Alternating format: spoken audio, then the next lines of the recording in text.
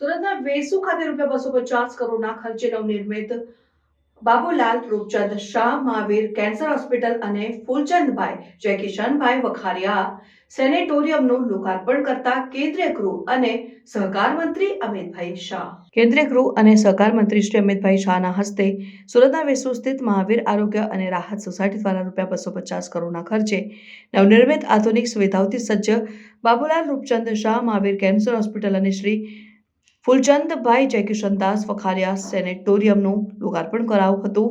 Mahavir cancer હોસ્પિટલમાં 13 માળ સાથે 2.75 લાખ સ્ક્વેર ફૂટમાં 110 બેડ અને 36 રૂમ સાથેનું સેનેટોરિયમ, MRI, પેટ સીટી સ્કેન, ઇમ્યુનોથેરાપી સાથેની અનેકવિધ સારવાર ઉપલબ્ધ બનશે. આ પ્રસંગે કેન્દ્રીય ગૃહમંત્રીએ જણાવ્યું કે મહાવીર હોસ્પિટલમાં એક જ છત નીચે કેન્સરની સારવાર માટેની અનેકવિધ સાધનોથી સજ્જ હોસ્પિટલનું નિર્માણ કરવામાં આવ્યું છે.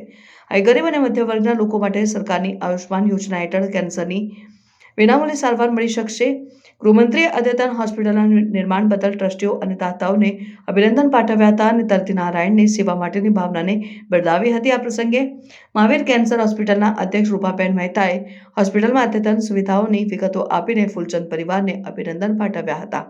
તેમણે હોસ્પિટલમાં radiation therapy, chemotherapy, cancer surgery માટેનું high tech modular operation theatre, bone marrow transplant, nuclear medicine, cancer rehabilitation, diet અને ન્યુટ્રિશન, ઇમ્યુનોથેરાપી, ટાર્ગેટેડ અને પ્રિસિઝન થેરાપી જેવી આધુનિક સુવિધાઓની વિગતો આપી હતી.